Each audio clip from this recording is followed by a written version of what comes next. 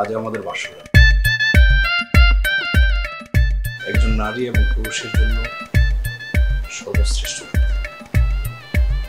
এই সর্বশ্রেষ্ঠ রাতে একজন আরেকজনকে জানা দরকার, যেহেতু আমাদের অ্যারেঞ্জ ম্যারেজ। জি। আরে ঘাবড়ানোর কিছু নাই। মনে করো তুমি আমার সম্পর্কে একটু জানলা, আমি তোমার সম্পর্কে একটু জানলাম, এই আর কি। জি বলেন। না মানে আশা করি তুমি সঠিকভাবে সঠিক তথ্যগুলোই আমাকে দিবা।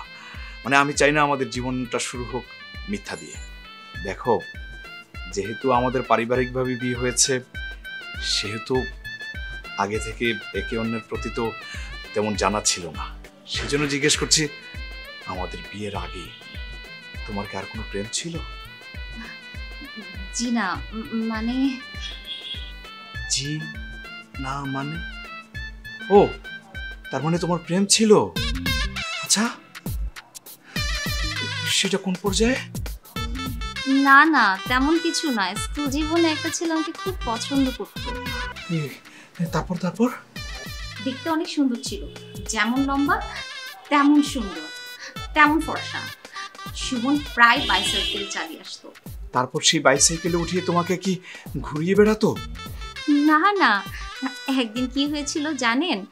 আমি স্কুলে যাচ্ছিলাম, হঠাৎ করে ও বাইসাইকেল নিয়ে থামিয়ে আমার সামনে এসে আমাকে বলছে যে ও আমার পাশে হাঁটতে চায়, আর যদি কিছু আপত্তি না মনে করি ও আমার হাত ধরতে চায়। ওদিন যে আমি কি লজ্জা পেয়েছিলাম।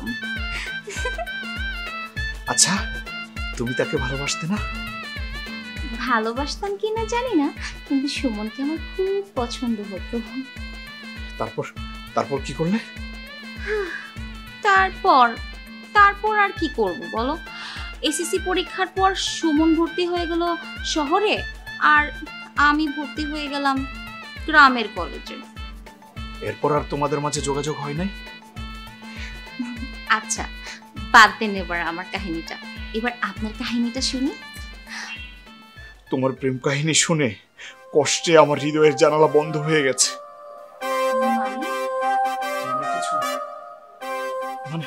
মানে আমার কোনো প্রেম কাহিনী নাই। আমার হৃদয়ের দরজা সব বন্ধ হয়ে গেছে।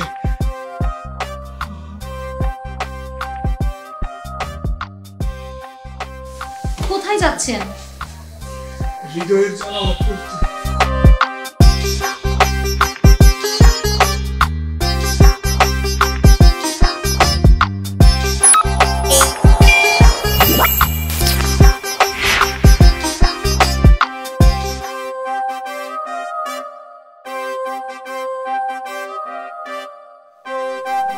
মা, নাস্তা রেডি, আসেন নাস্তা রেডি।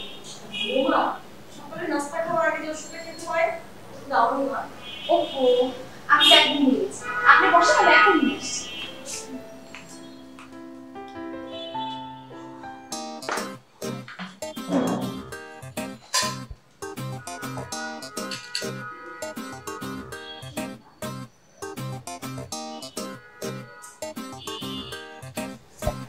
মা, নাস্তা করবো না? মাকে ওষুধ দিয়েছিলাম তো, তাই আধা ঘন্টা পরে এসে নাস্তা। বুঝছি। মন তো আর এই জায়গায় থাকে না, মন তো থাকে বাল্য বন্ধু ওই যে সুমন আর সুমনের বাইসাইকেলের পিছনে। মানে কি? আপনি সব কি বলছেন? আর কোথায় কি বলছেন আপনি? মা আছে, আপনি দেখতে পাচ্ছেন না? মানে কিছু না, মন যদি এই বাড়িতে থাকতো, ডিমে যে লবণ লাগে সেই জিনিসটা মনে থাকতো। মা, মা, ঠিক আছে।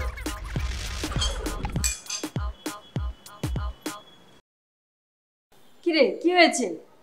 এই যে দেখো, তোমার আদরের বৌমা ডিম ভাজি করেছে ঠিকই, ডিমে যে লবণ লাগে সেটা দিতে ভুলেই গেছে। খেয়ে দেখো।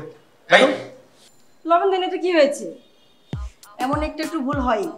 শোন, বৌমা নতুন মানুষ, আমাদের বাসায় এসেছে, আস্তে আস্তে সব শিখে নিবে।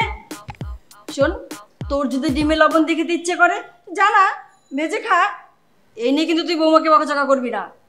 যা বাবা, এর মধ্যে আমি বকাঝকা করলাম কোথায়? ও একদিন হলো না বোমা আসছে, এর মধ্যে তোমার খুব আপন হয়ে গেল আর আমি পর হয়ে গেলাম। তুই কি মনে করেছিস আমি কিছু বুঝি না? শোন, আমি কিন্তু সব বুঝি। মনে রাখিস, তোর পেটে আমি হইনি, আমার পেটে তুই হয়েছিস। মা আপনি বসেন, আমি এখনই আরেকটা ডিম ভেজে নিয়ে আসছি। সরি, তার আর দরকার নেই, এমনি অফিসে লেট হয়ে যাচ্ছে, আমি যাই। সেই ভালো, তোর যখন ঘরের নাস্তা ভালো লাগে না, অফিসে খেয়ে নিস, তাড়াতাড়ি যা।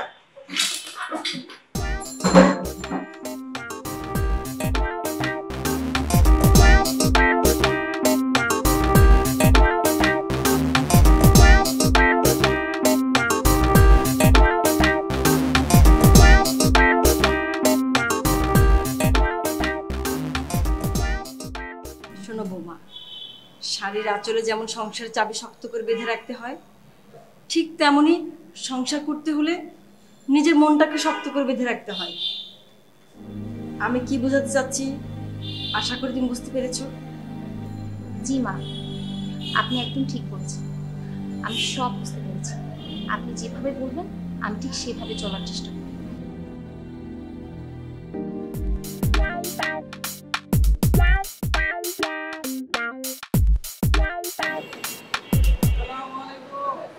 ভাই ব্যাগ আসবেন।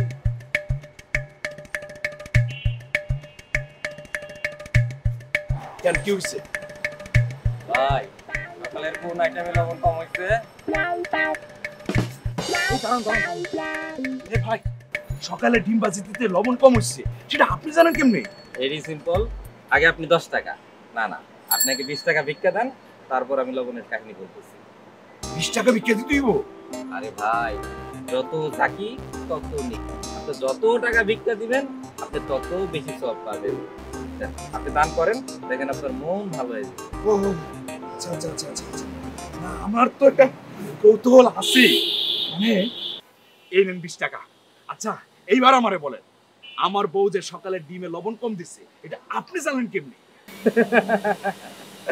আরে ভাই, সকালবেলা যখন কেউ পেঁচার মতো মুখ করে বের হয় তখন বুঝতে হবে হয় তরকারিতে লবণ কম হইছে, নয় বইয়ের সাথে যত হয়েছে। আমি আন্তাজে ঢিল মেরে দিলাম, লেগে গেল। ধুর ভাই, মন মেজাজটা আপনি খারাপ করে দিলেন। আমি তো ভাবলাম কি না, ভাই ব্যাগে আছে। আমি কিন্তু আর ভিক্ষা রেখে দিতে পারবো না ভাই। ভাই ভিক্ষা দিতে হবে না, আছে। কি বলেন? মুনাফকি। আমি শিমুল। আবার দেখা হবে ভাই। বৌমা, বৌমা এদিকে এসো মা। জি মা, আসছি। মা এই না আপনি চা। বসো মা। জি মা, এটা কিসের বোতল? এটা আলতা। আলতা? আলতা কেন মা? আপনিও কি ছোটবেলায় আলতা পরতেন নাকি? হ্যাঁ মা, আমিও ছোটবেলায় আলতা পরতে খুব পছন্দ করতাম। আর আমার লক্ষ্মী প্রতিমার মতো বৌমা, সে কিনা আলতা ছাড়া খালি পায়ে ঘুরে বেড়াবে, ব্যাপারটা আমার ভালো লাগেনি। তাই গতকালকে আমি নিজে যে তোমার জন্য আলতা কিনে নিয়ে আসছি মা। সত্যি মা? আমি আলতা পরবো? আমার আলতা বেশ পছন্দের। হ্যাঁ মা, আমি নিজ হাতে তোমাকে আলতা পরিয়ে দিব। দাও পাটা উঠো তো। বৌমা, তোমার কাছে কিন্তু আমার একটা আবদার আছে। কিসের আবদার মা? বছর ঘুরতে না ঘুরতে আমি কিন্তু আমার একটা খেলার সাথী চাই। জি মা। বৌমা, আমি এখন সময়ের শেষ প্রান্তে, নাতিপুতি নিয়ে খেলাধুলা করব, ঘুরে বেড়াবো, ওদের নিয়ে সময় কাটাবো। এর চেয়ে খুশির আর কিছু আছে? তুমিও বুঝবা যখন তুমি আমার জায়গায় আসবা। দেখো তোমার পাটা কি সুন্দর লাগছে।